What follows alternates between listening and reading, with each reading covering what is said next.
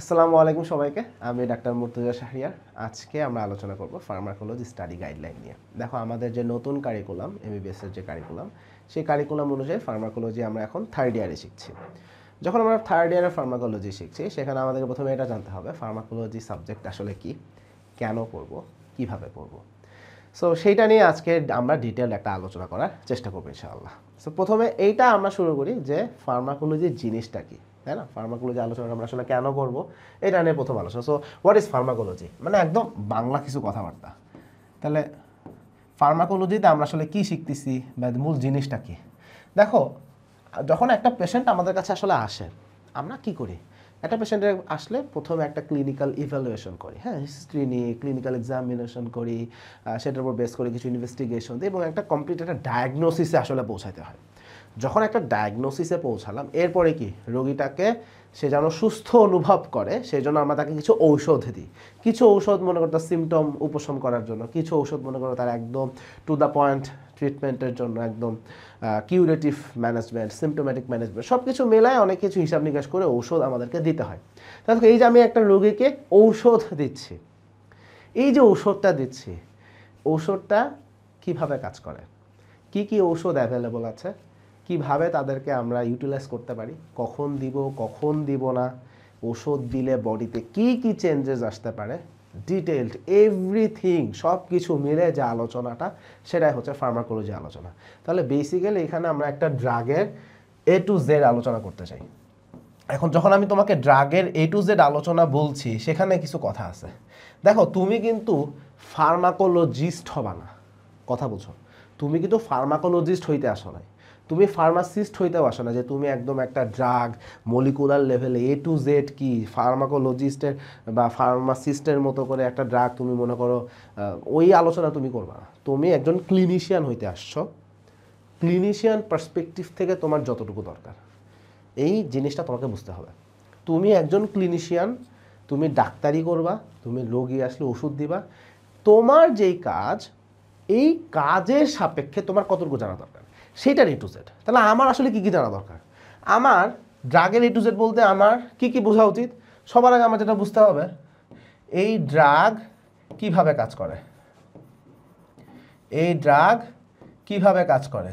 তাহলে how it works, তাহলে how the drug works, এটা আমাকে জানতে হবে। সেকেন্ড কথা হচ্ছে, আমি একটা ঔষধ একটা লোককে দিলাম, আমার বডি এটার এই ওষুধকে কিভাবে ডিল করবে, হ্যাঁ, তাহলে হাউ আওয়ার বডি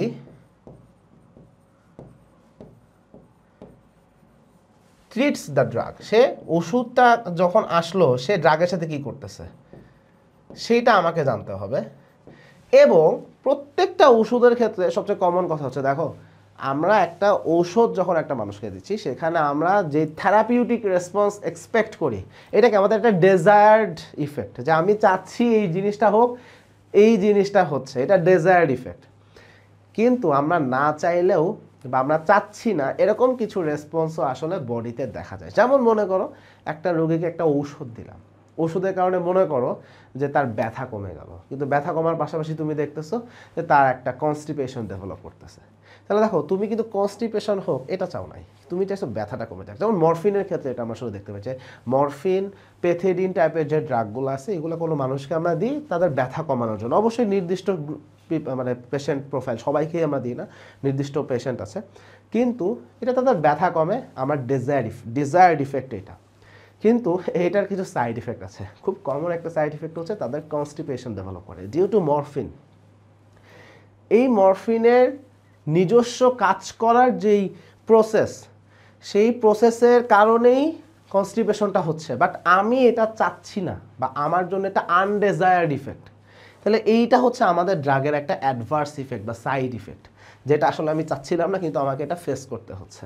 তাহলে দেখো, এই প্রত্যেকটা ড্রাগের ক্ষেত্রে কিছু সাইড ইফেক্টস থাকে, কিছু সাইড ইফেক্ট থাকে। তাহলে সেইটাও আমাকে জানতে হবে যে এই সাইড ইফেক্টগুলো কি কি, কেন হচ্ছে, এবং কি এই ইফেক্টগুলো কেন হচ্ছে, কি কি, এটা যদি আমি আগে থেকে জানি, তাহলে একটা পেশেন্টকে ম্যানেজ করার সময় এই নলেজটা আমাকে আসলে অ্যাপ্লাই করতে হয়। So it is very much important to know. এর পাশাপাশি আরেকটা জিনিস, সেটা হচ্ছে দেখো সব কিছুরই একটা নির্দিষ্ট মাত্রায় ব্যবহার করতে হয়, সব কিছুকেই একটা নির্দিষ্ট মাত্রায় ব্যবহার করতে হয়।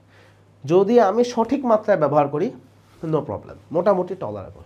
বেশি মাত্রায় থাকলে দেখো যে কোনো কিছু এক্সেসিভ পয়জন।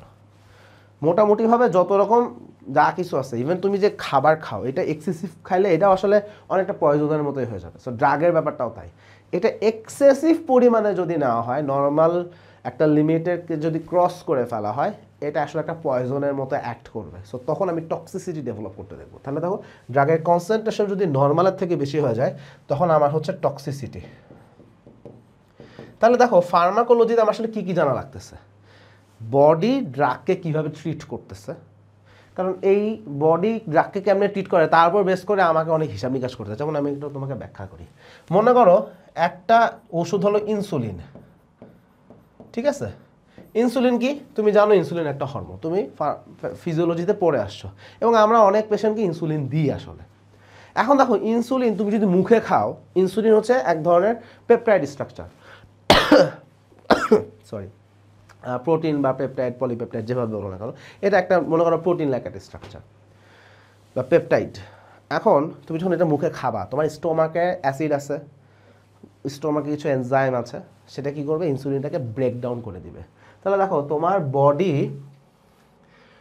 ইনসুলিনকে কি করতেছে, তুমি যদি মুখে খাও কমপ্লিটলি ডিগ্রেডেশন হয়ে যাবে। তাহলে দেখো ওষুধটা কাজ করার আগেই ধ্বংস হয়ে গেল।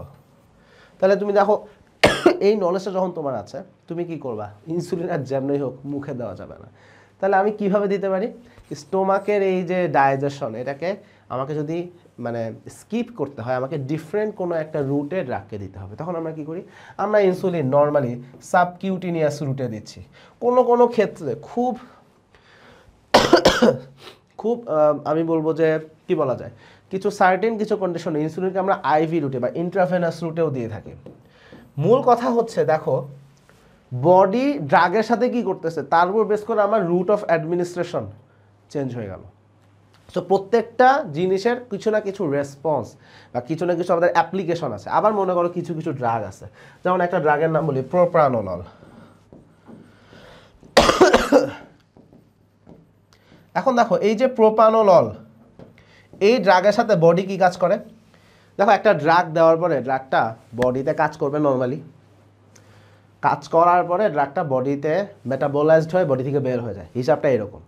কিন্তু কিছু কিছু ড্রাগের ক্ষেত্রে আমরা দেখি বডিতে ড্রাগটা কাজ করার আগেই সে মেটাবোলাইজড হয়ে যাচ্ছে। তাহলে আমি একটা ড্রাগ নিলাম, ড্রাগটা নেওয়ার পরে ড্রাগটা যে কাজ করবে, কাজ করার আগেই সে বডির মধ্যে মেটাবোলাইজড হয়ে আগেই মানে পরিমাণটা কমে যাচ্ছে।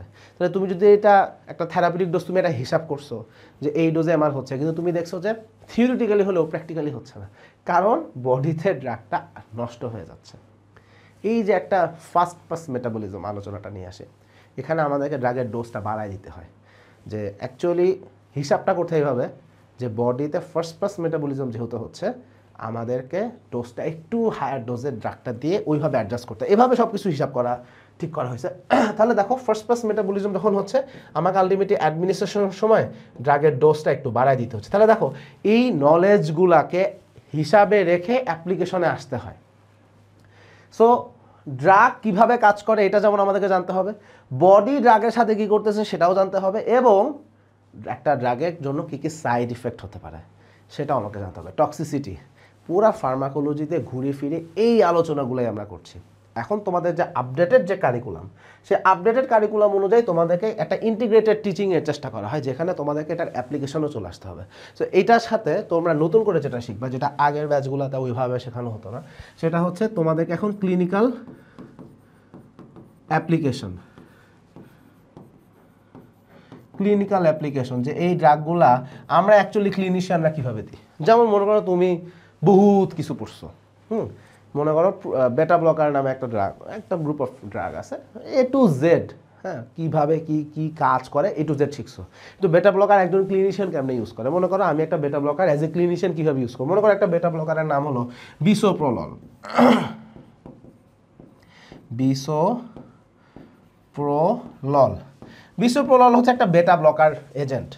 আমি এই ড্রাগটা কোথায় দিচ্ছি? মনে করো কোনো একটা পেশেন্টের ইসকেমিক হার্ট ডিজিজ আছে, তাকে দিচ্ছি। মনে করো কোনো একটা পেশেন্টের হাইপার টেনশন আছে, সে অলরেডি 3টা ড্রাগ পায় অ্যান্টি হাইপারটেনসিভ হিসেবে, তাও তার ব্লাড প্রেশার কমতেছে না।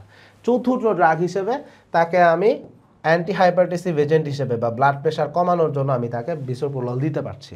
তাহলে এরকম বেশ কিছু কন্ডিশন আছে যেখানে আমি বিসোপ্রোলল দিচ্ছি। আবার মনে করো কোনো একটা পেশেন্টের অ্যারিথমিয়া আছে, মনে করো কীরকম অ্যারিথমিয়া, মনে করো অ্যাট্রিয়াল ফিব্রিলেশন, সো সেখানে আমি দিচ্ছি। তাহলে এরকম পার্টিকুলার কিছু ক্লিনিক্যাল কন্ডিশনে আমি ড্রাগটা দিচ্ছি। সো এটাও তোমাদেরকে এখনই শেখানো হবে যে কোন কোন কন্ডিশনে আমরা কোন ড্রাগগুলোকে অ্যাটলিস্ট প্রিফার করি।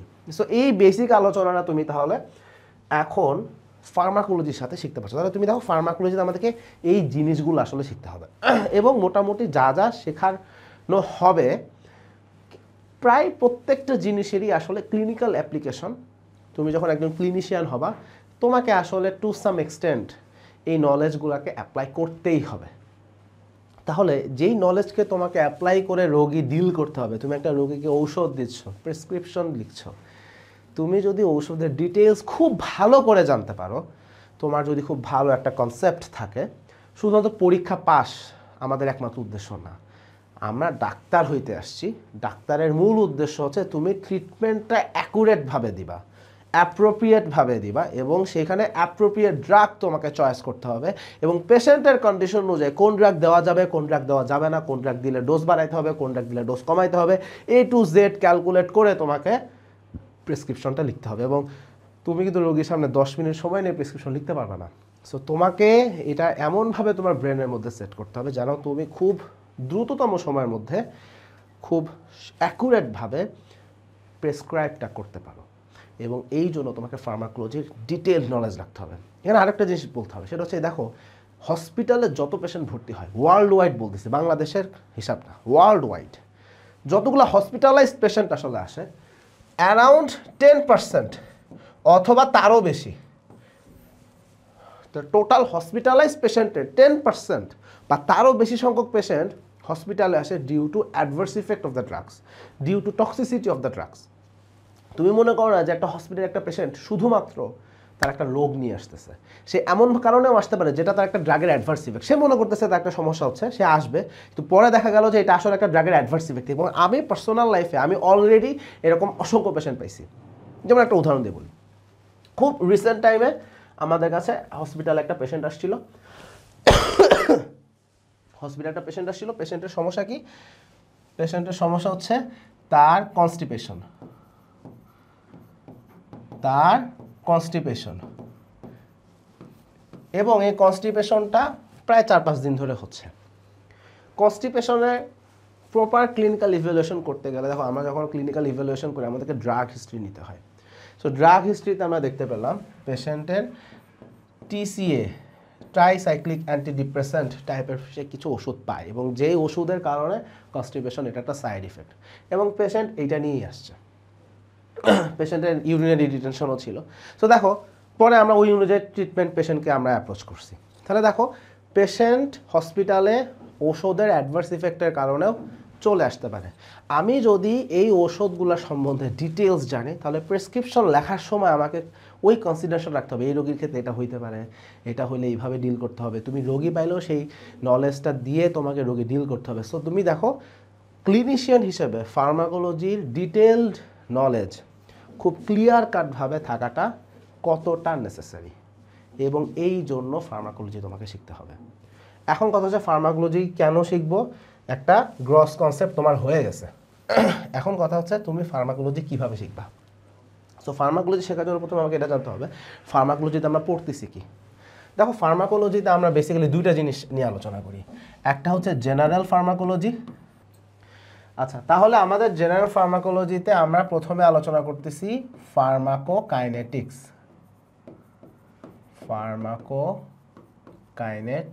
ফার্মাকোকাইনেটিক্স তাহলে কি, যে বডি ড্রাগের সাথে কি করতেছে, যে তোমার বডিতে ড্রাগ মেটাবোলাইজড হলো, ড্রাগ বডি থেকে বের হয়ে গেল, ড্রাগ যখন আমি মুখে দিলাম তখন এটা ডিজলভ হয়ে কীভাবে সিস্টেমিক সার্কুলেশনে গেল, কতটুকু গেল। মনে করো আমি 100 মিলিগ্রাম একটা ট্যাবলেট খেলাম, 100 মিলিগ্রাম ট্যাবলেটই কিন্তু সিস্টেমিক সার্কুলেশনে অ্যাবজর্ব হচ্ছে না সবসময়, কখনো 60 মিলিগ্রাম হবে, কখনো 40 মিলিগ্রাম হবে, মানে তুমি যতটুকু দিচ্ছ কতটুকু অ্যাবজর্পশন হলো। তাহলে এইখানে বডি ড্রাগকে কীভাবে আসলে আমি এটা কি বলতে পারি যে ট্রিট করতেছে, সেই আলোচনাটা আসলে আমাদের ফার্মাকোকাইনেটিক্সে আসতেছে। ফার্মাকোকাইনেটিক্সের পরে আলোচনাটা হচ্ছে আমাদের ফার্মাকোডাইনামিক্স। ফার্মাকোডাইনামিক্স, এখন দেখো ফার্মাকোডাইনামিক্সের বেসিক কনসেপ্টটা কি। মনে করো কারো গায়ে ব্যথা আছে, প্রচণ্ড ব্যথা, তুমি তাকে একটা ব্যথার ওষুধ দিছো, ব্যথার ওষুধ বডিতে যেই কাজ করার জন্য ব্যথাটা কমতেছে, এইটাই আলোচনাটা ফার্মাকোডাইনামিক্সে আসতেছে। তাহলে বডির উপরে ড্রাগ কি কাজ করে সেই আলোচনাটা আমরা করছি ফার্মাকোডাইনামিক্স, একদম বেসিক গ্রস কনসেপচুয়াল কাজ, গ্রস কনসেপচুয়াল আলাপ। যে মনে করো বডিতে, মনে করো এটা একটা সেল, সেলের মেমব্রেনে এখানে মনে করো একটা রিসেপ্টর আছে, রিসেপ্টরের সাথে একটা ড্রাগ এসে বাইন্ড হলো, বাইন্ড হওয়ার কারণে রিসেপ্টর কি এমন সিগন্যাল দিবে বা রিসেপ্টরে কি এমন চেঞ্জ আসবে যার কারণে সেলের মধ্যে একটা অল্টারেশন হচ্ছে, ফাংশনাল কোন একটা অল্টারেশন হচ্ছে। তাহলে এটা হচ্ছে গ্রস কনসেপচুয়াল আলাপ, যে একটা ড্রাগ কি এমন করলো যার কারণে আমার কিছু ক্যাসকেড অফ ইভেন্টস হচ্ছে বা কিছু চেঞ্জেস আসা শুরু হচ্ছে। এই কনসেপচুয়াল আলাপটা হচ্ছে ফার্মাকোডাইনামিক্সে। থার্ড যে আলাপটা সেটা হচ্ছে আমাদের ড্রাগের অ্যাডভার্স ইফেক্ট অথবা যে টক্সিসিটি নিয়ে আমরা কথা বলি, অ্যাডভার্স ইফেক্ট অর টক্সিসিটি। যে দেখো আমাদের যে ড্রাগ এইটা যখন আমি ইউজ করতেছি আমাদের কিছু ইফেক্ট আমরা পাচ্ছি যেটা আমরা চাই, এইটা আমার চাওয়া ছিল সেটাই হয়েছে, সো আমি তো খুব খুশি। কিন্তু একই সাথে এই ড্রাগটা আরও অনেকগুলো কাজ করে, এই যে আরও অনেকগুলো কাজ করে সেই জন্য কিছু এমন কিছু আমরা রেজাল্ট পাই বা এমন কিছু চেঞ্জেস দেখতে পাই যে চেঞ্জেসটা আমি চাচ্ছি না যে এটা হোক, বা ওই রোগীর জন্য সেটা একটা সমস্যা তৈরি করছে। এটাই হচ্ছে আমাদের ড্রাগের অ্যাডভার্স ইফেক্ট। তাহলে দেখো আমি নর্মাল ডোজে একটা ড্রাগ দিলাম যেটাতে আমার থেরাপিউটিক গোল অ্যাচিভড হচ্ছে, but at the same time এই ড্রাগের কারণে এমন কিছু রেসপন্স বডিতে তৈরি হচ্ছে বা এমন কিছু ইম্প্যাক্ট বা এমন কিছু ইফেক্ট পাচ্ছি যেটা আসলে রোগীর জন্য একটা নতুন সমস্যা ক্রিয়েট করতেছে। This is adverse effect. Toxicity কখন আসে? পয়জন, মনে করো তোমার প্যারাসিটামল খাওয়ার কথা 1 গ্রাম, তুমি খাইছো 50 গ্রাম, সো অতিরিক্ত ওভারডোজ হয়ে গেছে। কোনো কিছু বেশি পরিমাণে গেলেই টক্সিসিটি ডেভেলপ করে, সেটা একটা পয়জন হিসেবে কাজ করে। সো টক্সিসিটি হচ্ছে মনে করো একটা ড্রাগ তুমি অতিরিক্ত পরিমাণে খাইছো, অতিরিক্ত পরিমাণে নিছো, ওভারডোজ হয়ে গেছে, টক্সিসিটি সেখান থেকে ডেভেলপ করে এবং সেখানে কি প্রবলেম হবে, এই আলোচনাটা আসলে টক্সিসিটিতে আসছে। তাহলে দেখো জেনারেল ফার্মাকোলজিতে আমরা আসলে এই আলোচনাগুলাই করতে চাই। এখন দেখো একটা হচ্ছে বেসিক কনসেপচুয়াল আলাপ, আর একটা হচ্ছে আমাদের সিস্টেমিক ফাংশন অনুযায়ী। মনে করো এখানে আমরা একদম গ্রসলি বলবো এই জিনিসগুলো হয় গ্রসভাবে, কিন্তু স্পেসিফিকভাবে একটা ওষুধের জন্য কী হবে, মনে করো স্পেসিফিক একটা ওষুধের নাম বলি, মনে করো স্পেসিফিক একটা ওষুধ হচ্ছে বিসোপ্রোলল, মনে করো একটা ওষুধ হচ্ছে বিসোপ্রোলল। এটা আসলে কিসের ড্রাগ? এটা হচ্ছে ইসকেমিক হার্ট ডিজিজ, এরকম একটা কন্ডিশন আছে সেখানে আমরা বিসোপ্রোললকে ইউজ করে থাকি। এছাড়া আরও কিছু কার্ডিয়াক কন্ডিশন আছে যেখানে আমরা বিসোপ্রোললকে আসলে দিতে পারছি। বিসোপ্রোললটা কোথায় দিচ্ছি? ইসকেমিক হার্ট ডিজিজে দিচ্ছি, অথবা আমরা কোথায় দিচ্ছি? যেইখানে কোনো একটা পেশেন্টের হার্টে কোনো কিছু একটা আছে, সিভিএস রিলেটেড কোনো একটা ফাংশন, সেখানে আমরা দিচ্ছি। এই বিসোপ্রোলল কিভাবে কাজ করে, এই বিসোপ্রোলল দিলে কি হবে, কি কারণে দেওয়া যাবে, কি কারণে দেওয়া যাবে না, কি কি সমস্যা হতে পারে, কি কি টক্সিসিটি হতে পারে, এটা নিয়ে সিঙ্গেল ইন্ডিভিজুয়াল ড্রাগ হিসেবে যে আলোচনাটা সেটা আমরা সিস্টেমিক ফার্মাকোলজিতে করবো। তাহলে দেখো আমি যখন জেনারেল ফার্মাকোলজি করতেছি, আলোচনা করতেছি, সেইখানে আমরা শুধুমাত্র গ্রসলি কী কী হইতে পারে সেটার বেসিক কনসেপ্টের আলাপ করব। কিন্তু প্রত্যেকটা সিস্টেমের উপরে কিছু ড্রাগ কাজ করে। যেমন মনে করো আমাদের অনেকগুলো সিস্টেম আছে, একটা হচ্ছে অটোনমিক নার্ভাস সিস্টেম, একটা হচ্ছে কার্ডিওভাস্কুলার সিস্টেম, একটা হচ্ছে আমাদের এন্ডোক্রাইন, তারপর মনে করো আমাদের আছে জিআইটি, তারপর মনে করো আমাদের সিএনএস, এরকম আমাদের অনেকগুলো সিস্টেম বডিতে আছে। তাহলে এই সিস্টেমে কোন কোন ড্রাগ ইউজ করি, কোন কোন ড্রাগ আছে, সেই ড্রাগগুলো কিভাবে কাজ করে স্পেসিফিকভাবে আলোচনা, স্পেসিফিক আলোচনাটা আমরা সিস্টেমিক ফার্মাকোলজিতে করে থাকি। তাহলে দেখো আমাদের ফার্মাকোলজিতে জেনারেল পার্ট আর সিস্টেমিক পার্ট। আচ্ছা, এখন এই যে আমরা এই আলোচনাটা এখানে তাহলে বললাম, গ্রসলি আমরা পুরো ফার্মাকোলজিতে আসলে এইভাবে শুরু করব। তাহলে আমাদের ফার্মাকোলজি শুরু হবে জেনারেল ফার্মাকোলজি দিয়ে, লেটার অন আমরা সিস্টেমিক ফার্মাকোলজিতে এন্ট্রি করব। এখন কথা হচ্ছে তুমি কিভাবে শিখবে, তুমি কিভাবে পড়বে। সো কোন কোন বই তুমি পড়তে পারো, কিভাবে পড়তে পারো, কিভাবে করলে ভালো হবে, এটা আমি আমার এক্সপিরিয়েন্সের আলোকে বলবো। এখানে আমার যে মতামত এটা কমপ্লিটলি আমার পার্সোনাল মতামত। তোমার এখানে কিছু বই তোমার নিজের পছন্দ আলাদা থাকতে পারে, তোমাকে আরেকজন আরেকটা বইয়ের নাম বলতে পারে, ইট ইজ ওকে। এটা আমি ডক্টর মুর্তজা, আমি যা পড়েছি, আমি যা পড়েছি সেটার আলোকে বলছি। এইটার সাথে 100% আরেকজনের মতামত মিলবে ব্যাপারটা এরকম না, কিন্তু এখানে আমি আমার পার্সোনাল সাজেশন দিচ্ছি। সো প্রথমে আসি জেনারেল ফার্মাকোলজি। দেখো জেনারেল ফার্মাকোলজি নিয়ে আমাদের বাংলাদেশে একটা অদ্ভুত কালচার আছে। সেটা কি, দেখো জেনারেল ফার্মাকোলজির তুমি আসলে যতগুলা ফার্মাকোলজির টেক্সট বই আছে, ক্যাটজাং, লিপিনকট, বেনেট অ্যান্ড ব্রাউন, আমি যে বইটা খুব পার্সোনালি পছন্দ করি ব্রেনারের যে বইটা আছে আমি খুবই পছন্দ করি। সো এরকম যে বইগুলো আছে তুমি যদি এই বইগুলো খুঁজো, তুমি দেখবে জেনারেল ফার্মাকোলজির আলোচনা এরা ফার্মাকোকাইনেটিক্স, ফার্মাকোডাইনামিক্স আর হচ্ছে ড্রাগের টক্সিসিটি, অ্যাডভার্স ইফেক্ট, এই 3টা চ্যাপ্টার নিয়ে আলোচনা করছে। এই 3টা নিয়ে তাদের ডিটেলস আলোচনা এবং গ্রস কনসেপচুয়াল আলাপ। কিন্তু তোমাদের যখন তুমি আইটেম দিতে যাবা, তুমি দেখবা এর বাইরে আরও অনেক কিছু তোমাকে আসলে জিজ্ঞাসা করা হয়। কি কি জিজ্ঞাসা করা হয়? তোমাকে আইটেমে জিজ্ঞাসা করবে, বলো তো তুমি যে মরফিন দিলা, মরফিন কোন রুটে দিব? তারপর তোমাকে বলবে মরফিনের সাইড ইফেক্ট কী। তারপর তোমাকে বলবে যে মরফিন ওভারডোজ হলে কী হবে, তাহলে টক্সিসিটি কী হবে।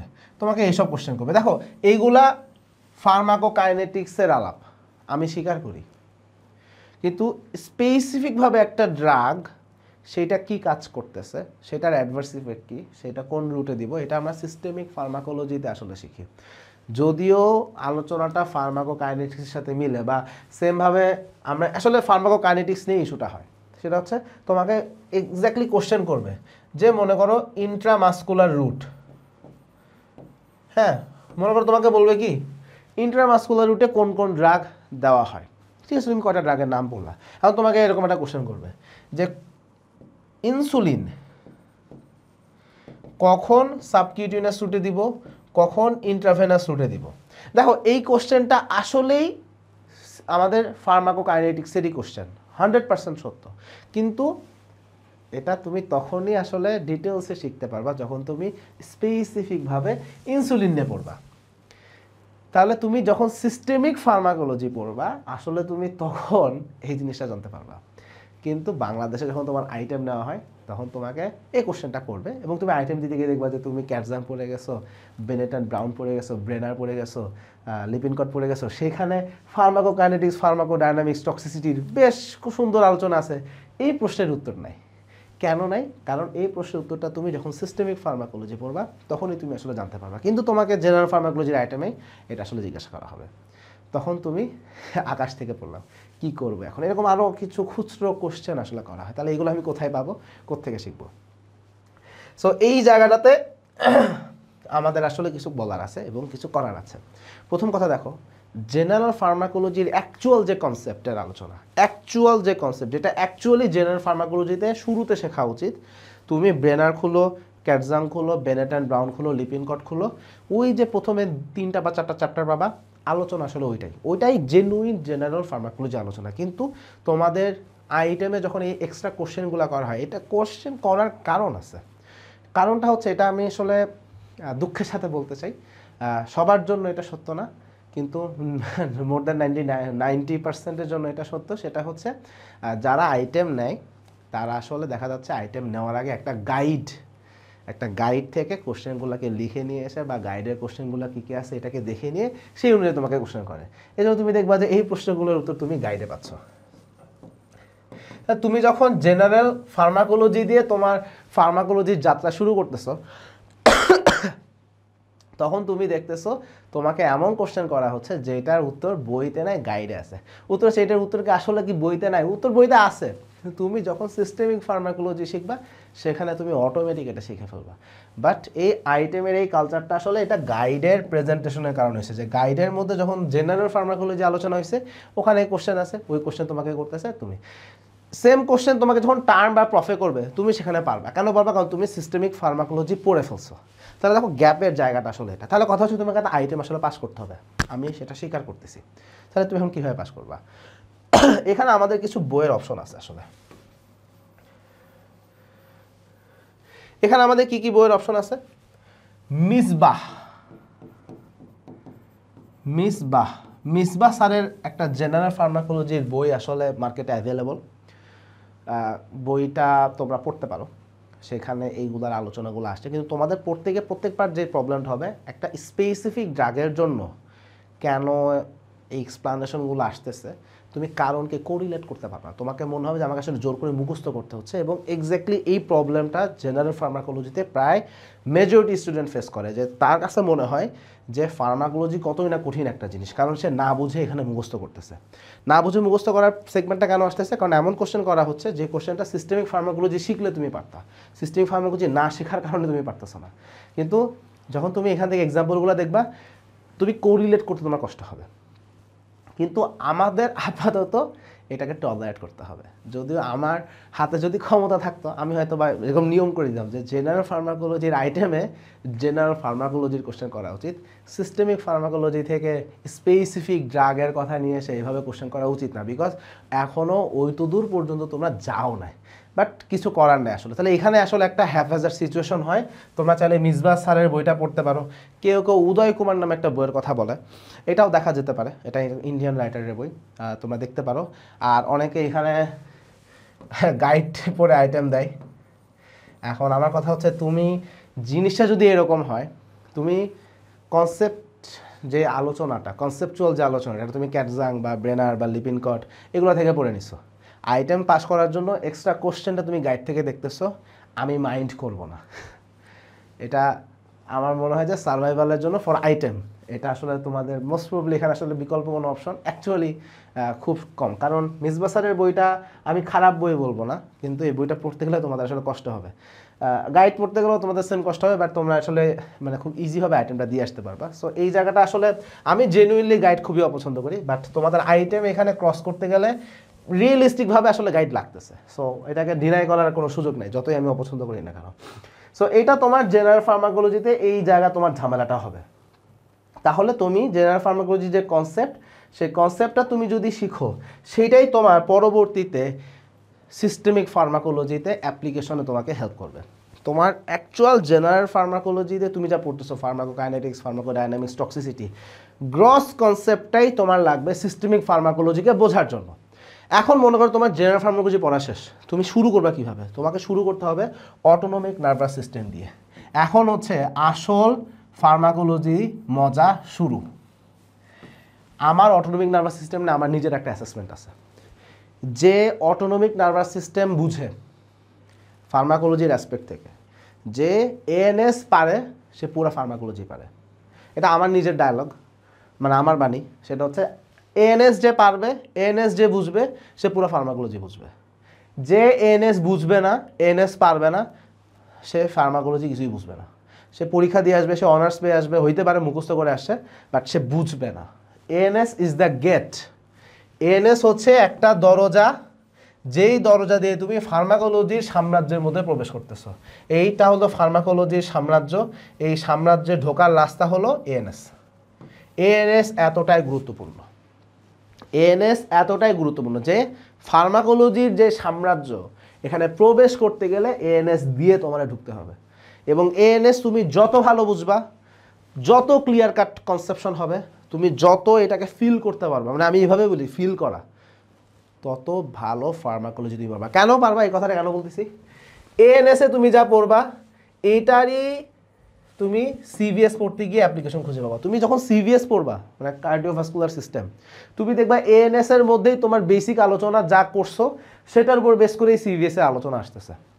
এএনএস এ যেই বেসিক কনসেপ্ট তুমি শিখতে পারবা, সিভিএসে দেখবা এই কনসেপ্টের উপর বেস করে কাজ হচ্ছে।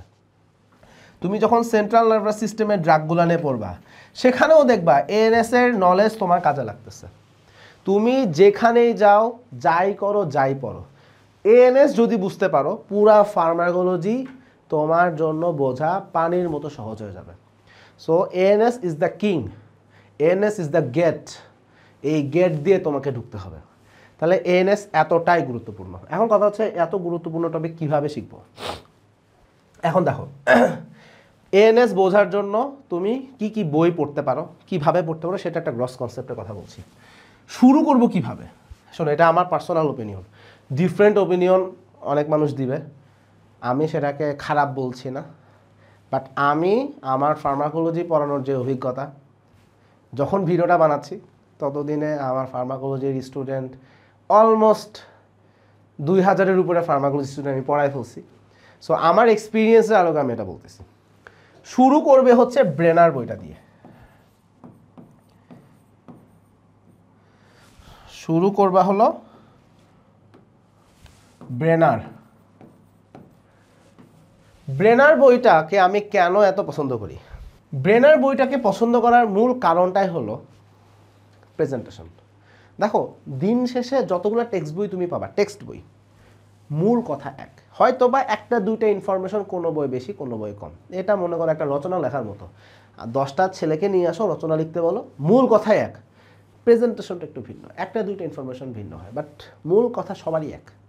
তুমি যদি আমাকে বলো যে 1900 তোমার মনে করো 1900 বাদ দাও, মনে করো যে 2024 সালে আন্দোলন যেটা হয়েছে, তুমি 2024 সালে আন্দোলনকে নিয়ে একটা রচনা লেখো, আন্দোলনে অংশ নিছে এরকম 10 জনকে বলবা, 10 জন সেম আলোচনাই করবে, কিন্তু কেউ একটা ইনফরমেশন বেশি দিবে, কেউ একটা ইনফরমেশন কম দিবে, কেউ প্রেজেন্টেশনটা খুব সুন্দর হবে, কারোর প্রেজেন্টেশনটা একটু কম সুন্দর হবে, কিন্তু মৌলিক তথ্য কিন্তু সেম।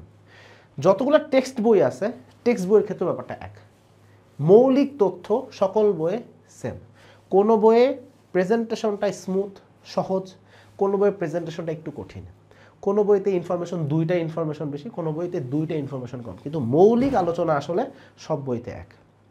ব্রেনার বইটাকে পছন্দ করার কারণ হচ্ছে তাদের প্রেজেন্টেশনটা খুবই স্মুথ। কেউ যদি খুব ঠান্ডা মাথায় সহজভাবে ব্রেনারটা পড়তে যায়, তার জন্য এটা বোঝা সহজ হবে, সে খুব সহজে বুঝতে পারবে এবং সে খুব সাউন্ড একটা নলেজ এখানে আসলে গেইন করতে পারবে। যখন তুমি ব্রেনারটা প্রথমে পড়লা, এখানে তোমার কাজ শেষ না, ব্রেনারের পরে তোমাকে আরেকটা বই পড়তে হবে, সেটা হচ্ছে লিপিনকট।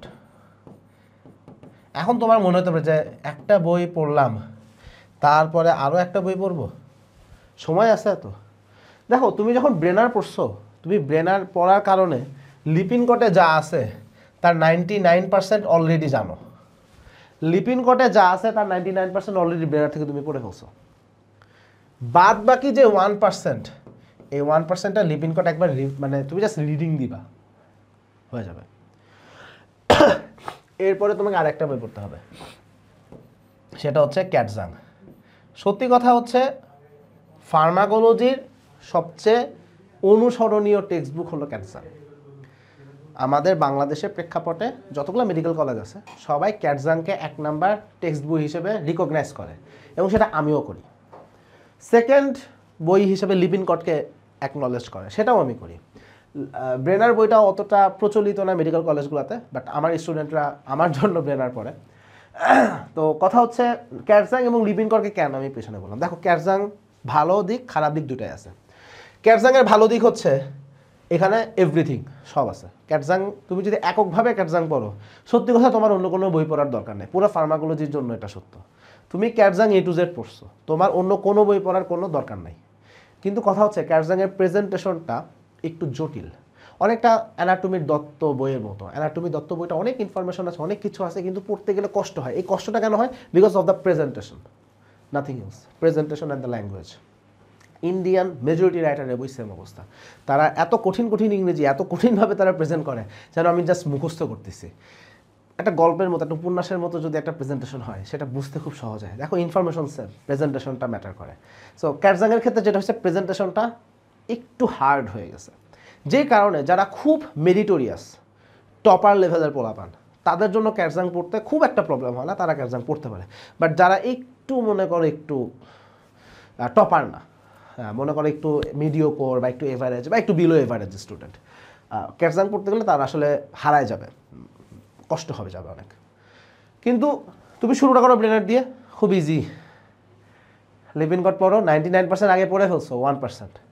এরপরে ক্যাটজাং আসো, দেখবা যে ক্যাটজাংয়ে যা আছে 99%ও তোমার পড়া হয়ে গেছে, খালি 1% এক্সট্রা ইনফরমেশন তুমি পাবা।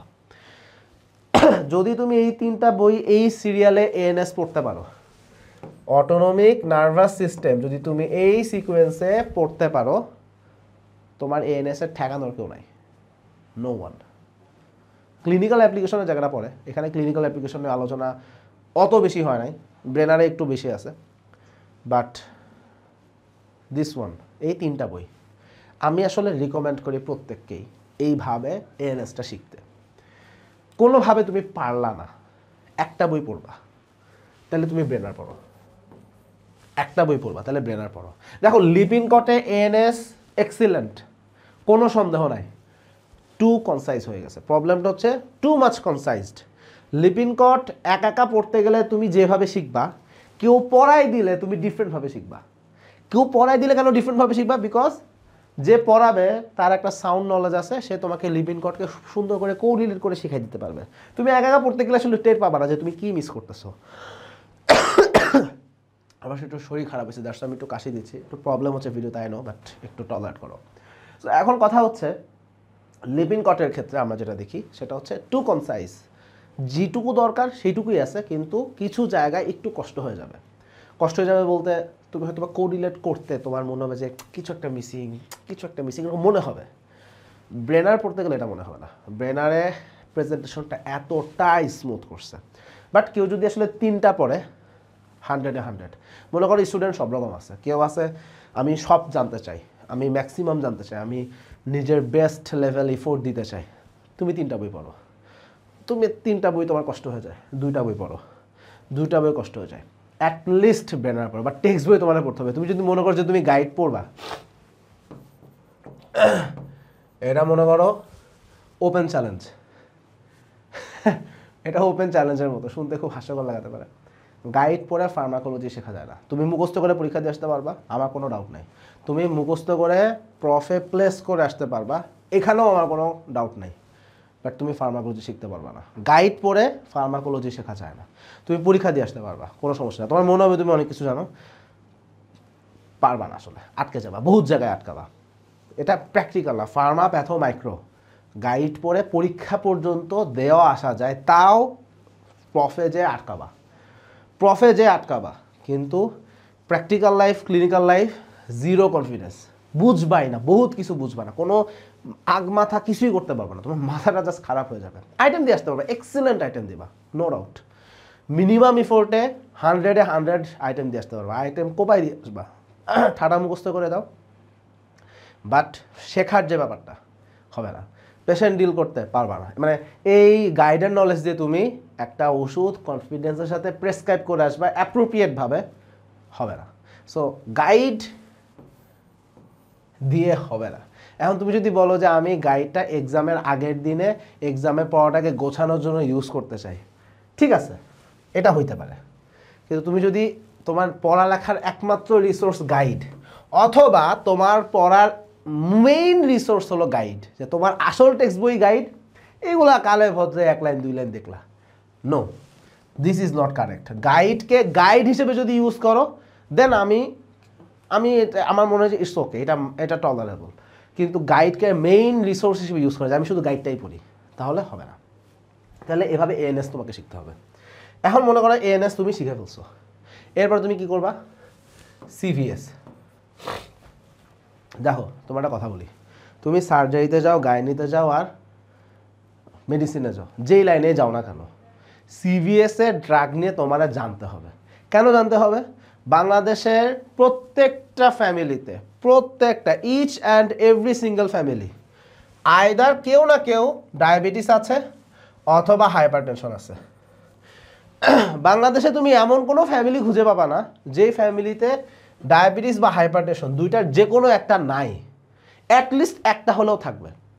যেমন আমি আমার ফ্যামিলির কথা বলি, আমার পুরা ফ্যামিলিতে আমার বাবা, মা, এইটা একটা ছোট ফ্যামিলি, কিন্তু আমার মনে করো বাবার দিকের আত্মীয়, মায়ের দিকের আত্মীয়, হ্যাঁ মানে শ্বশুরবাড়ির আত্মীয়, আল্লাহর দুনিয়া যত আত্মীয় তুমি বের করো না কেন, প্রত্যেকটা ফ্যামিলিতে একটা সিঙ্গেল পার্সন হলেও আছে যার আইদার ডায়াবেটিস অথবা হাইপারটেনশন, কারো না কারো আছেই বর্তমান সময়। এখন যার হাইপারটেনশন আছে বা যার ডায়াবেটিস আছে, এখানে সে কোনো না কোনো ড্রাগ ইউজ করে যেটা সিভিএস সিস্টেমের সাথে রিলেটেড। কেমন? যার ডায়াবেটিস থাকে তাদের একটা কমন কমপ্লিকেশন হিসেবে ইসকেমিক হার্ট ডিজিজ থাকে। লং টার্ম ডায়াবেটিস যদি থাকে, আনকন্ট্রোল থাকলে ischaemic heart disease to some extent তুমি পাবা। হাইপারটেনশন থাকলে তো তুমি দিচ্ছই। তাহলে তুমি দেখো তোমার কাছে কোনো রোগী আসছে, এই রোগীর একটা বেশ বড় অংশ, তুমি যদি সার্জারিতে যাও বা গাইনিতে যাও, তুমি দেখবা সে সিভিএস রিলেটেড কোনো না কোনো ড্রাগ আসলে খায়, বা একটা মেজরিটি সংখ্যক পেশেন্টের ক্ষেত্রে তুমি পাবা। তাহলে তুমি মেডিসিনে নাই, বাট তুমি সার্জারি বা গাইনিতে গেছো, still you will have to deal with that. ANS এর ড্রাগগুলা মেডিসিন, সার্জারি, গাইনি সব জায়গাতে কম বেশি ইউজের সুযোগ আছে, বাট সিভিএসও আসলে তুমি দেখবা যে তোমার আসলে নলেজ আসলে লাগবে। সো ফাঁকি দেওয়ার কোনো সুযোগ নেই, তোমাকে জানতেই হবে, তাই না? তোমার ফ্যামিলি মনে, তোমার বাবা অসুস্থ, তোমার বাবার হাইপারটেনশনটা ম্যানেজ করতে হবে, কীভাবে ম্যানেজ করবে? তুমি কি পারবা না? তাহলে সিভিএস তোমার আসলে এতটাই ইম্পর্ট্যান্ট যে ফাঁকিবাজির কোনো সুযোগ আমি মানে ক্লিনিক্যাল লাইফে আসলে দেখি না, ক্লিনিক্যাল লাইফে দেখি না। আর আমরা মানে কি বলবো, মানে একটা পেশেন্ট যখন আসলে হার্টের প্রবলেম নিয়ে আসে, সত্যি কথা রোগীটার মানে রেগুলার প্রেসক্রিপশনে 5টা-6টার উপরে ড্রাগ আসলে চলে যায়। সো লাগবেই আসলে। তাহলে এখন সিভিএস কীভাবে শিখবো? দেখো, সিভিএস শেখার জন্য প্রথম কথা, এএনএসে তুমি যা শিখছো এই নলেজটা লাগবে। কোন নলেজটা লাগবে? তুমি যখন এএনএস পড়ছো, এএনএসে পড়ার সময় তুমি অনেকগুলো রিসেপ্টর নিয়ে শিখবা। কি কি রিসেপ্টর নিয়ে শিখবা এএনএসে? আলফা রিসেপ্টর, বেটা রিসেপ্টর, এটা নিয়ে তোমাকে শিখতেই হবে, এটা এএনএসের শিক্ষা। এই যে বেটা রিসেপ্টর, এই বেটা রিসেপ্টরের আলোচনা সিভিএসে চলে আসে। তুমি দেখবা সিভিএসে আলফা রিসেপ্টর নিয়ে কথা হচ্ছে, বেটা রিসেপ্টর নিয়ে কথা হচ্ছে, বেটা রিসেপ্টর নিয়ে বহুত কথা হচ্ছে। সো আমার এএনএসের একটা নলেজের একটা উল্লেখযোগ্য অংশ সিভিএসে আমাকে ইউজ করতে হচ্ছে। সো কেউ যদি এএনএস খুব ভালো পারে, আমি বলি তার সিভিএসের অর্ধেক সে এখনই পারবে, সে অর্ধেক এখনই পারবে, বাকি অর্ধেক তাকে শিখতে হবে। এখন কথা হচ্ছে তুমি কিভাবে শিখবা। সো সিভিএস এর ক্ষেত্রে আমার পার্সোনাল সাজেশন কি? আমার পার্সোনাল সাজেশন, তুমি শুরু করবা ব্রেনার দিয়ে। দেখো, আমি প্রত্যেকবার ব্রেনার দিয়ে শুরু করতে বলি, এটার একটাই কারণ, তুমি ব্রেনারটা খুব সহজে পড়ে ফেলতে পারবা, খুব ইজিভাবে পড়ে ফেলতে পারবা, এবং যখন তুমি খুব ইজিভাবে পড়ে ফেলছো, তুমি অল্প সময়ের মধ্যেই তুমি দেখবা তোমার মূল নলেজ যেটা অ্যাকোয়ার করা দরকার 95% থেকে 100% অ্যাকোয়ার হয়ে গেছে। ব্রেনার পড়া শেষ। এই ব্রেনার নামাকে ই নাই ভুলে গেছি, আচ্ছা যাই হোক, ব্রেনার পড়া শেষ। এরপরে তুমি ক্যাটজাং পড়ো। সিভিএস লিপিনকট থেকে আমার খুব বেশি একটা পছন্দ হয় না, মানে আমি মানে ওইভাবে নিও না কথাটা। আমার কাছে মনে হয়েছে তুমি সিভিএস সেগমেন্টটা লিপিনকট থেকে খুব আমার কাছে মনে হয়েছে যেটা আরও বেটার করা যায়। আসলে প্রেজেন্টেশনটা আমার কাছে মনে হয়েছে যে একটু বেশি কনসাইজ হয়ে গেছে, একটু বেশি জানা দরকার। এই হিসাবে Brenner is good, Katzung is good. আমি এখানে লিপিনকট ওইভাবে আসলে ইয়ে করবো না, রিকমেন্ড করবো না। সিভিএস এই দুইটা বই যথেষ্ট। এক্সট্রা কিছু জিনিস তোমাদেরকে দিতে হবে নতুন কারিকুলামের জন্য, সেটা হচ্ছে ট্রিটমেন্ট প্রোটোকল, ট্রিটমেন্ট গাইডলাইন। সেটা কি কি? Hypertension management protocol, ischaemic heart disease, এটা রিলেটেড যতগুলো কন্ডিশন আছে। কি কি কন্ডিশন আছে? একটা মনে করো এমআই আছে, একটা মনে করো অ্যারিথমিয়া আছে। আচ্ছা, অ্যারিথমিয়াটা ইসকেমিক হার্ট ডিজিজ না, আমরা আলাদাভাবে নিয়ে আসি। তাহলে এমআই, অ্যারিথমিয়া, ইসকেমিক হার্ট ডিজিজের মধ্যে ক্রনিক স্টেবল অ্যানজাইনা, তারপরে আনস্টেবল অ্যানজাইনা, এরকম কিছু কন্ডিশন আছে। তাহলে দেখো, হাইপারটেনশন, ইসকেমিক হার্ট ডিজিজ, আলাদা করে অ্যারিথমিয়া, তারপরে তোমার মনে করো যে সকল পেশেন্টের ডিসলিপিডেমিয়া আছে, যাদের ডিসলিপিডেমিয়া আছে, তাহলে এরকম কিছু কন্ডিশন আসলে আছে। এখানে কোন কোন ড্রাগ আমরা ইউজ করি, কোন কোন ড্রাগ ইউজ করতে হয়, এটা তোমাদের ইন্টিগ্রেটেড টিচিং মানে ইন্টিগ্রেটেড সিস্টেমের কারণে তোমাদেরকে আসলে এটার প্রোটোকলগুলো জানতে হবে। এই ট্রিটমেন্ট প্রোটোকলগুলো তুমি কোত্থেকে শিখবা? দেখো, এই ট্রিটমেন্ট প্রোটোকলের জন্য আসলে অনেকগুলা মানে কি বলবো, অনেক রকম প্রোটোকল আসলে পাওয়া যায়। যেমন কিছু কিছু গাইডলাইন হচ্ছে তোমার নাইস গাইডলাইন, হ্যাঁ আমরা নাইস গাইডলাইন ফলো করি অনেক জায়গায়। কিছু কিছু তোমার হচ্ছে European society of cardiologist ESC guideline follow করা হয় অনেক জায়গায়। অনেক জায়গায় দেখবা আমেরিকান হার্ট অ্যাসোসিয়েশন ওদের গাইডলাইন ফলো করা হয়। তুমি দেখবা যে এরকম আসলে অনেকগুলা প্রোটোকল অনেকে বানাচ্ছে। মনে করো আজ যেমন আমার কথা বলো, আমি এমআরসিপি লাইনে আসি, পার্ট 1 করছি, মানে যখন ভিডিওটা করছি পার্ট 1 করছি, পার্ট 2 সামনে দিব ইনশাআল্লাহ। মনে করো এমআরসিপি যখন আমি পড়তেছি, এমআরসিপির জন্য পড়তেছি, আমি যে নাইস গাইডলাইনটা আমাকে দেখতে হয়, আবার মনে করো আমি যেখানে চাকরি করি, যেমন এই মুহূর্তে যখন আমি ভিডিওটা বানাচ্ছি, আমি চাকরি করি একটা সিসিউতে ইএসসি গাইডলাইন এরকম প্রোটোকলগুলা আমাদের কাছে আসে এবং আমরা আসলে অনেক জায়গায় এগুলো দেখিও, সত্য কথা। আবার আমেরিকান হার্ট অ্যাসোসিয়েশন ওদেরও প্রোটোকল আছে। তো এখন অনেক জায়গায় অনেক প্রোটোকল ইউজ করা হয়, বাট নাইসটা আমি পার্সোনালি নাইসটাই আমি আসলে ফলো করি, যেহেতু এমআরসিপি করছি আমাকে নাইসটাই পড়তে হয়। সো এই দেখো অনেক রকম প্রোটোকল আছে। এখন কথা হচ্ছে কি, তোমাকে একটা প্রোটোকল আসলে দেখতে হবে এবং আমি সাজেস্ট করবো নাইস গাইডলাইনটাই। তুমি বলবা যে স্যার আমি এই গাইডলাইন থেকে বলছি, so according to nice guideline এইভাবে তুমি বলে দিলা যে এই প্রোটোকলগুলো তোমাকে জানতে হবে। এখন তুমি কীভাবে জানবা? এগুলো জানা কোনো কঠিন কোনো কাজ না। এগুলো জানার উপায় কি?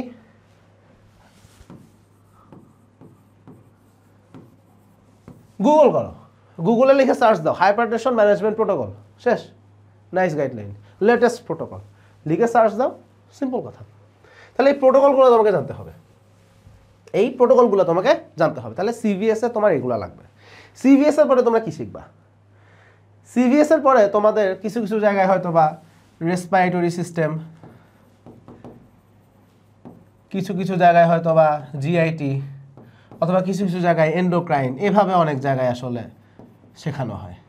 আসলে আমার কথা হচ্ছে যে কোনোটা দিয়ে আসলে তুমি শুরু করতে পারো, বাট আমি তোমাকে প্রথমে এন্ডোক্রাইন দিয়ে বলবো, কারণ তুমি সিভিএস পড়ছো না, এরপর এন্ডোক্রাইনে আসো, বিকজ একটু সম্পর্ক আছে। তুমি যখন এন্ডোক্রাইন পড়বা, এন্ডোক্রাইন তুমি কোত্থেকে পড়বা? এন্ডোক্রাইনের জন্য আমার পার্সোনাল সাজেশন, তুমি এন্ডোক্রাইনে সবার আগে লিপিন কট পড়ো। কিন্তু লিপিন কট কোত্থেকে পড়বা, মানে কিসের জন্য পড়বা? লিপিন কট, আচ্ছা লিপিন কট থেকে প্রথমে ডায়াবেটিসের সেগমেন্টটা পড়ো। কেন আমি এটা বললাম? বিকজ লিপিন কটে সংক্ষিপ্তভাবে খুব সুন্দর একটা আলোচনা তারা আসলে এখানে করছে, কিন্তু এখানেই থেমে থাকলে হবে না। লিপিন কটের পরে তোমাকে ক্যাটজাং পড়তে হবে। তাহলে প্রথমে লিপিন কট পড়লা, দেন ক্যাটজাং পড়লা। ব্রেনার কি তুমি এখানে পড়বা? ইটস আপ টু ইউ, তুমি চাইলে পড়তে পারো, না চাইলে নাও পড়তে পারো। Brenner is good, no problem, but Lippincott and Katzung এটা হচ্ছে আমার পার্সোনাল প্রিফারেন্স। ইভেন আমি যখন ক্লাস নিছি, আমি অ্যাকচুয়ালি লিপিন কট থেকে ক্লাস নিছি, আর সাথে কিছু এক্সট্রা ইনফরমেশন তো আমার মতো করে আমি দিয়ে দিছি, বাট আমার ক্লাসে আমি লিপিন কট থেকে এন্ডোক্রাইনটা পড়াইছি। ডিএম ডায়াবেটিস, অন্য কিছু না, ডায়াবেটিস। তাহলে ডায়াবেটিস তুমি এভাবে পড়তে পারো। ডায়াবেটিস ছাড়া আরেকটা সেগমেন্ট তোমাকে এখানে ইম্পর্ট্যান্ট, সেটা কি? সেটা হচ্ছে তোমার হচ্ছে থাইরয়েড নিয়ে কিছু কথা আছে। থাইরয়েড নিয়ে কথা হচ্ছে, এটা তুমি ক্যাটজাং থেকে পড়ো।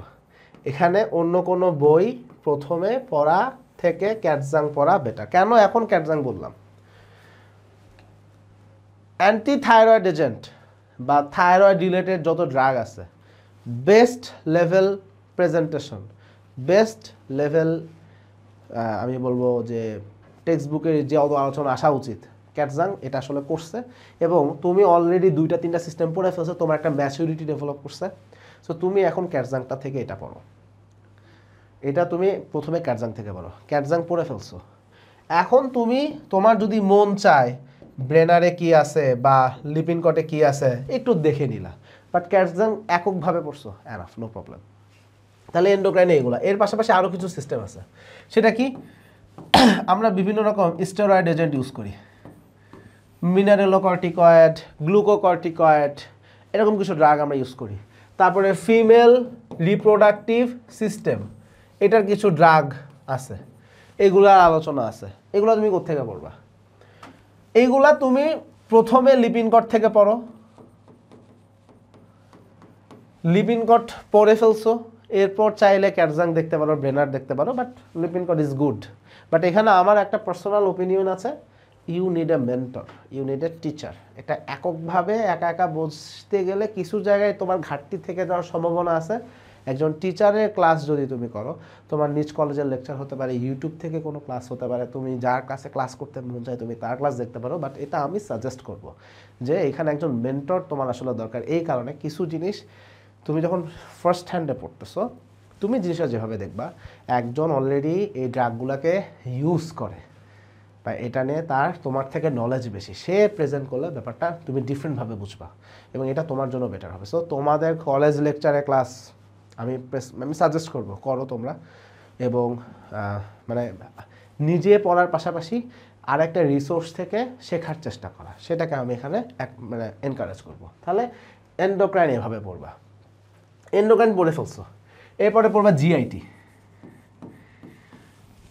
জিআইটি নিয়ে কথা কি? জিআইটি নিয়ে কথা হচ্ছে আমার এখানে সবচেয়ে পছন্দের বই ব্রেনার। এক্সিলেন্ট ব্রেনার, জাস্ট এই জায়গাটাতে এক্সিলেন্ট একটা প্রেজেন্টেশন দিছে। তুমি যদি ব্রেনার থেকে জিআইটি পড়ো তোমার মোটামুটি কভার হয়ে যাবে। কিন্তু আমাদের আইটেমে কিছু জিনিস আছে এক্সট্রা। আইটেমে তোমাকে বলবে ORS, এগুলো নিয়ে কিছু কোশ্চেন করবে, হ্যাঁ, স্যালাইন ট্যালাইন নিয়ে কিছু কোশ্চেন করবে, এগুলো তুমি ব্রেনারে ওইভাবে খুঁজে পাবা না। এটা তুমি কিছু ইনফরমেশন তোমাকে একটু গাইড থেকে দেখে নিতে হবে, আমি এটাকে স্বীকার করতেছি। তবে ব্রেনারের পাশাপাশি আরেকটা বই আমি কিছু জায়গায় দেখতে বলবো, সেটা হচ্ছে এখানে Bennett and brown. Bennett and brown, এই বইটাকে আমাদের টিচাররা লরেঞ্জ বলতো, বিকজ আগে একজন রাইটার ছিল যার নাম লরেঞ্জ, বাট লেটারের যে এডিশনগুলো, নতুন এডিশনগুলোতে লরেঞ্জের নাম নাই, বেনেট অ্যান্ড ব্রাউন নাম আছে। সো আমি এই জন্য বেনেট অ্যান্ড ব্রাউন বলি এবং এই নামে পাওয়া যায়। তুমি জিআইটি সবার আগে ব্রেনার থেকে পড়ো, এক্সিলেন্ট, আর কিছুই দরকার নাই আসলে। তাও বেনেট অ্যান্ড ব্রাউনটা থেকে এক্সট্রা ইনফরমেশনগুলো দেখে নিবা যেটা ব্রেনারে নাই। তাহলে এইভাবে তুমি জিআইটি পড়ো। জিআইটির পরে তুমি কি পড়বা? জিআইটির পরে তুমি পড়বা রেসপিরেটরি সিস্টেম। আচ্ছা, রেসপিরেটরি সিস্টেম নিয়ে কিছু কথা আছে। রেসপিরেটরি সিস্টেমটা আসলে দেখো, এখানে আমি মনে করি তোমরা যখন এখানে অ্যাজমা নিয়ে পড়বা, তো সিইউপিডি নিয়ে পড়বা, অ্যাজমা নিয়ে পড়বা, এগুলো বোঝার জন্য তোমাকে আসলে ডিজিজ প্যাথোফিজিওলজিটা আসলে বুঝতে হবে। ডিজিজ প্যাথোফিজিওলজি বোঝাটা খুব বেশি রকমের গুরুত্বপূর্ণ। সো এটা আমার পার্সোনাল প্রিফারেন্স যে তুমি রেসপিরেটরি সিস্টেমে ক্লাস পড়ার আগে তুমি অ্যাজমা, সিওপিডি, এই ক্লিনিক্যাল কন্ডিশনগুলোর প্যাথোফিজিওলজিটা রবিন্স থেকে একটু দেখে আসো, প্যাথোলজি বই থেকে জাস্ট রিডিং দাও, জাস্ট এইটু বোঝার চেষ্টা করো হচ্ছেটা কি, এইটা তোমার লাগবে। মনে করো তুমি পড়ছো, এরপর তুমি কি করবা? এরপর তুমি ব্রেনার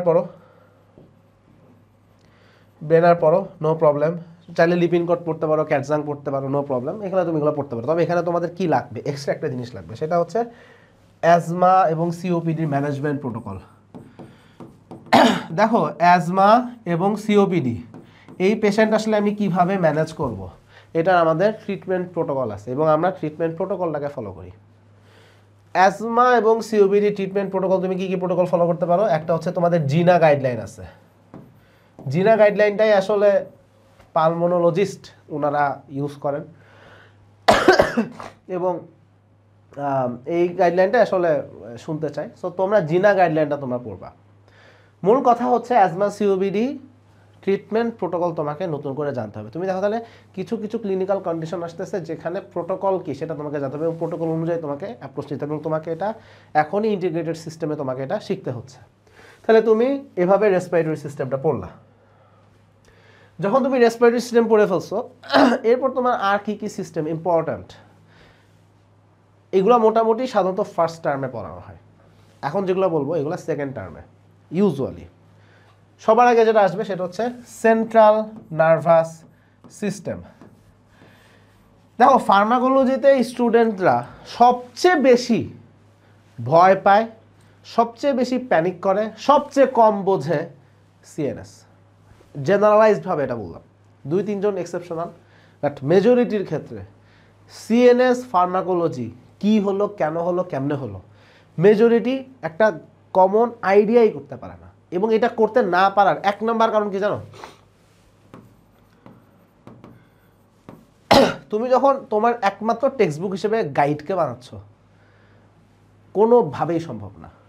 এবং ফার্মাকোলজি যারা গাইড থেকে শেখে এরা জাস্ট মুখস্থ করে, কি পড়লাম, কেন পড়লাম, কেমনে কি হলো, কোনো সিঙ্গেল ক্লু এটা আসলে এরা কোরিলেট করতে পারে না। দেখো প্রফটা হয় কোরিলেশন, ক্লিনিক্যাল লাইফ হচ্ছে কোরিলেশন, ওইটাই করতে পারা যায় না, ক্লিনিক্যাল কোরিলেশন করতে পারা যায় না, ওই ড্রাগ ইউজ করার ব্যাপারে কোনো কনফিডেন্স কাজ করে না। সো এভাবে আসলে হয় না। সো পোলাপান না পারার কারণ হচ্ছে গাইড পড়া। এখন কথা হচ্ছে তুমি সিএনএস তুমি কেমনে শিখবা? দেখো সিএনএস শেখার জন্য আমাদের সামনে কয়েকটা অপশন আছে। একটা অপশন হচ্ছে ব্রেনার, একটা অপশন হচ্ছে লিপিনকট, একটা অপশন হচ্ছে ক্যাটজাং। এক এক করে 3টা বই কীভাবে কী পড়তে হবে, কী সমস্যা, এগুলো সবগুলো আমি তোমাদেরকে বলতেছি। সো মনে করো তুমি ক্যাটজাং থেকে পড়তে চাও, মনে করো তুমি পড়তে চাও ক্যাটজাং থেকে। ক্যাটজাং থেকে পড়তে গেলে সুবিধা কি অসুবিধা কি? অসুবিধার জায়গাটা হলো এরা প্রথমে যে ডিজিজ প্যাথোফিজিওলজি আলোচনা করছে একটু কঠিন প্রেজেন্টেশন হয়ে গেছে। দ্যাটস ওয়াই শুরুর দিকে তুমি ভয় পেয়ে যাবা বা ভরকায় যাবা, বা তোমাকে এটা কোরিলেট করে একটা সিম্পলিফাইড ফর্মে নিয়ে আসতে গেলে কষ্ট হবে। শোনো, এইটা আমি মেজরিটির জন্য বলতেছি। কিছু স্টুডেন্ট সব জায়গায় থাকে যারা খুবই মেরিটোরিয়াস, তাদের জন্য এটা কোনো ইস্যু না, বাট আমি মেজরিটির কথা বলতেছি। তাহলে ক্যাটজাংটা বুঝতে গিয়ে তাদের একটা লম্বা সময় পার হয়ে যায়, দেখা যাচ্ছে অত সময় আসলে সে অ্যাফোর্ড করতে পারতেছে না। সো প্রবলেমটা এখানে হয়। বাট ক্যাটজাং বইটা কিন্তু ভালো, কোনো প্রবলেম নাই বইটা নিয়ে। বাট প্রবলেম হচ্ছে তুমি হারায় যাচ্ছ, পড়তে গিয়ে হারায় যাচ্ছ। তাহলে এটা একটা অপশন, কিন্তু ফার্স্টে পড়া আসলে মেজরিটির জন্য সম্ভব না, খুব মেরিটোরিয়াস হলে হয়তো পসিবল। আরেকটা অপশন হচ্ছে আমাদের লিপিনকট।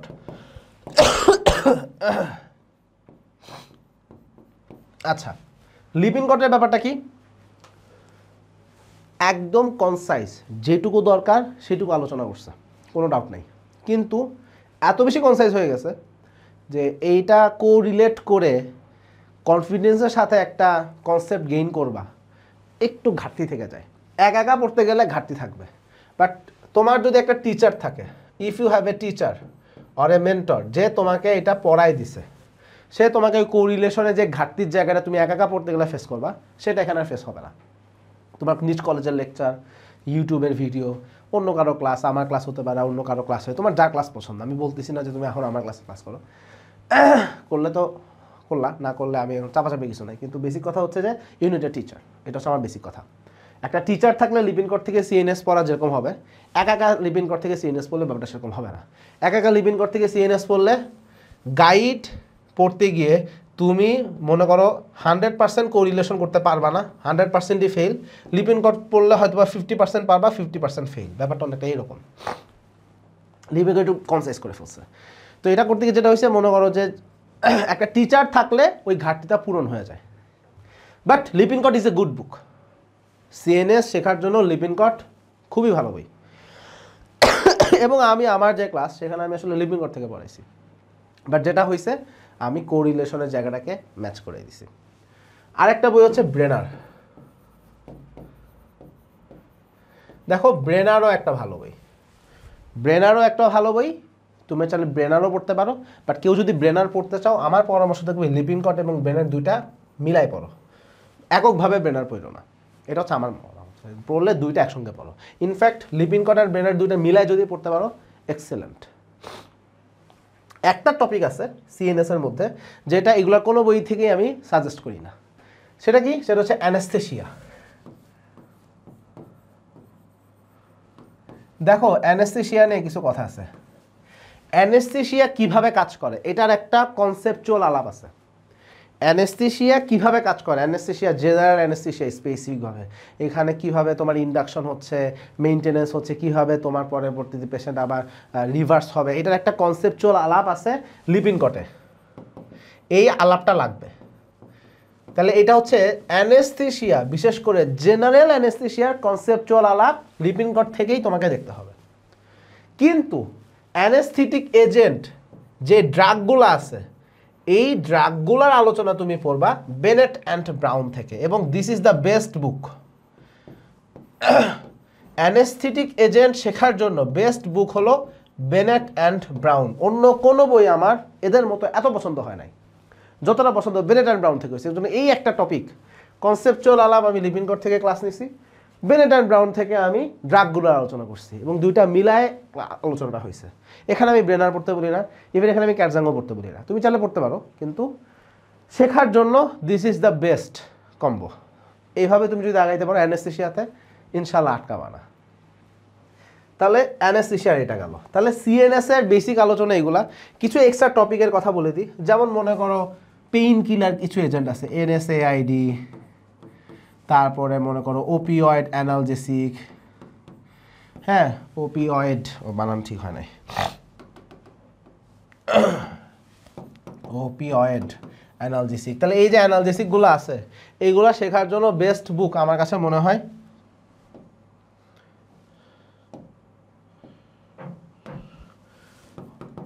এটা শেখার জন্য আমার কাছে বেস্ট বুক মনে হয় ব্রেনার। ব্রেনার এক্সিলেন্ট, ব্রেনারে যা দেওয়া আছে পারফেক্ট, একদম পারফেক্ট। বিশেষ ওপিওয়েড অ্যানালজেসিক উড়াই দিছে। কেউ যদি ওপিওয়েড অ্যানালজেসিক ব্রেনার থেকে পড়ে, তার অন্য কোনো বই পড়ার দরকারই নেই। এনএসআইডির ক্ষেত্রেও আমি প্রায় সিমিলার কথা বলবো, টু পারফেক্ট, বাট চাইলে এখানে তুমি ক্যাটজাংটা দেখতে পারো এক্সট্রা বই হিসাবে, but Brenner is too good, too good. তাহলে এইগুলো তুমি এখান থেকে দেখলা। নেক্সট তোমার আসে হলো antibiotics, antimicrobial agent, antimicrobial agent.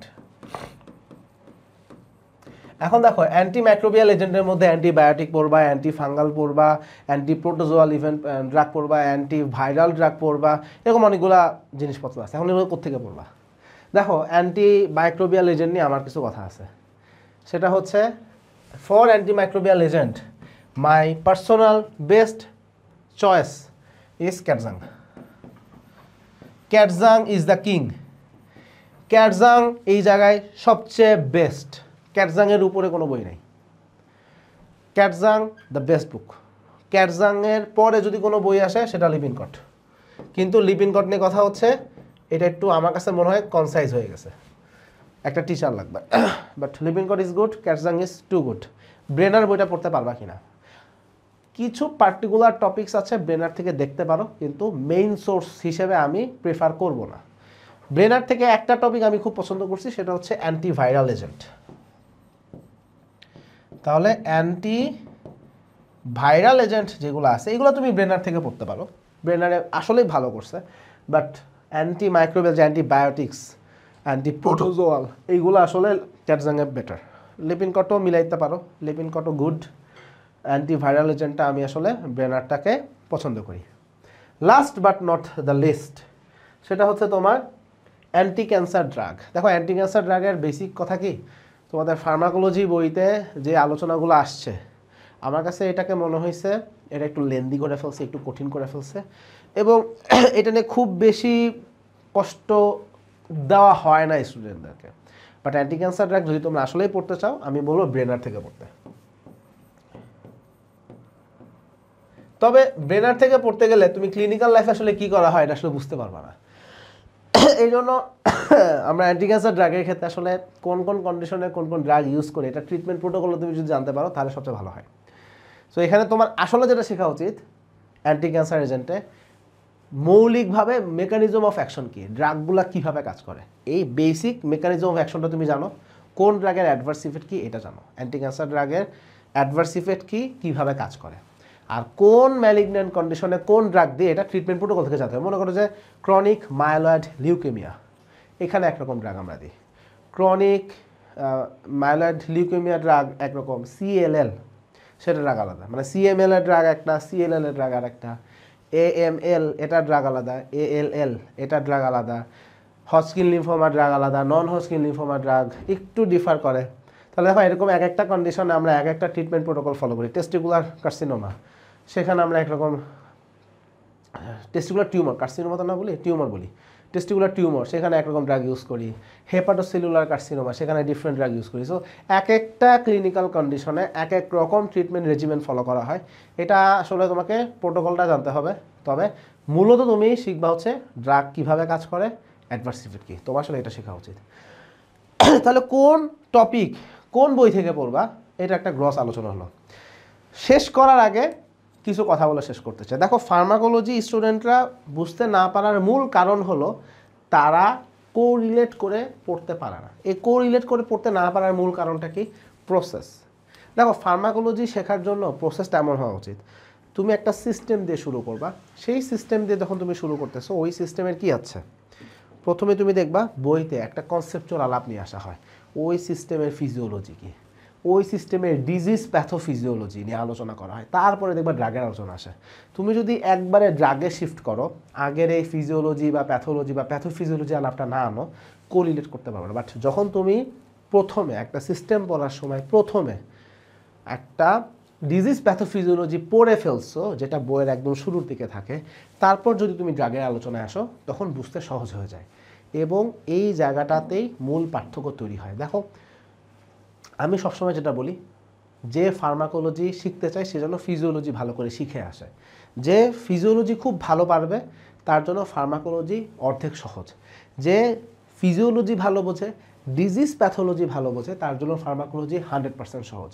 আর যে ফার্মাকোলজি 100-এ 100 পারে তার জন্য ক্লিনিক্যাল মেডিসিন সহজ। সো তুমি যদি একজন গুড ক্লিনিশিয়ান হতে চাও, তোমাকে ফার্মাকোলজিটা আসলে ভালো করে শিখে আসতে হবে। এবং ফার্মাকোলজি শিখে আসার জন্য শুধুমাত্র ড্রাগ নিয়ে পড়লে হবে না, তোমাকে ডিজিজ প্যাথোফিজিওলজি জানতে হবে, নর্মাল ফিজিওলজি কি, ডিজিজ প্যাথোলজি কি, এই মেকানিজমটা তোমাকে জানতে হবে। তুমি যদি এই মেকানিজমটা জানতে পারো তখন তুমি বুঝতে পারবা এক্স্যাক্টলি কোন ড্রাগ কেন কোথায় কীভাবে ইউজ করা হচ্ছে। বাট তুমি যদি এইটাকে স্কিপ করে যে জাস্ট ড্রাগের আলোচনায় আসো, ইনকমপ্লিট থেকে যাবে এবং তুমি অনেক কিছু কোরিলেট করতে পারবে না। কোরিলেশনের সবচেয়ে বড় সমস্যা, যেটা গাইড পড়ে হয় না, কারণ গাইডে এই আলোচনাগুলোকে নিয়ে আসা হয় না এবং আনা হলেও দেখা যাচ্ছে পরীক্ষায় যেটা আসে সেটা দেখো পরীক্ষাতে লিমিটেড কোশ্চেন করা হয়, একটা পরীক্ষাতে লিমিটেড কোশ্চেন করা হয়, কিন্তু তোমার ক্লিনিক্যাল লাইফ তো ওই লিমিটেড কোশ্চেনের মধ্যে সীমাবদ্ধ না। সো এই জায়গাটাতে আসলে ঘাটতির জায়গাটা আসলে এখানে। সো ফার্মাকোলজি পড়ার জন্য তোমাকে অবশ্যই ডিজিজ প্যাথোফিজিওলজিটা আগে জেনে নিতে হবে, তারপরে ড্রাগের আলোচনা আসতে হবে। এবং এইটার জন্য বেস্ট হচ্ছে একটা টেক্সট বইয়ের সাথে নিজেকে কানেক্টেড রাখা। একটা টেক্সট বইয়ের সাথে কানেক্টেড হও, ভালো করে এটা দেখো, তুমি দেখবা তুমি কত সুন্দর করে শিখতে পারতেছো। এবং অবশ্যই আসলে মেডিকেল সায়েন্স তো আসলে রকেট সায়েন্সের মতো, আসলে এটা কঠিন কমপ্লিকেটেড জিনিস। সো অবশ্যই ইউ নিড এ টিচার। তুমি তোমার নিজ কলেজের লেকচার করো, যদি তুমি বুঝতে না পারো তুমি তোমার ফ্রেন্ড বা তুমি তোমার সিনিয়রের হেল্প নাও। তোমার ইউটিউবে এখন অসংখ্য ভিডিও অ্যাভেলেবল, সেগুলো দেখতে পারো। বাংলা ভাষায় এখন আমরা অনেকেই ক্লাস নিচ্ছি, তোমরা সেগুলো দেখতে পারো, কিন্তু চেষ্টা করো একটা মেন্টরের সাথে কানেক্টেড হওয়ার। সেটা তোমার নিজ কলেজের লেকচার হতে পারে, সেটা তোমার অনলাইনের কোনো ভিডিও হতে পারে। বাট এটা আমি সাজেস্ট করবো এই কারণে যে শেখার সুযোগ যেটা তোমার সামনে অ্যাভেলেবল সেটাকে তুমি অবশ্যই গ্র্যাব করো, এটাই স্মার্টনেস। তাহলে মোটামুটি এখানে আমরা তাহলে বেসিক আলোচনা এটাই করে ফেললাম যে ফার্মাকোলজি তোমরা কীভাবে শিখতে পারো। নেক্সট ভিডিওতে আমরা চেষ্টা করব প্যাথোলজি নিয়ে আলোচনা করতে ইনশাআল্লাহ। সবাইকে ধন্যবাদ।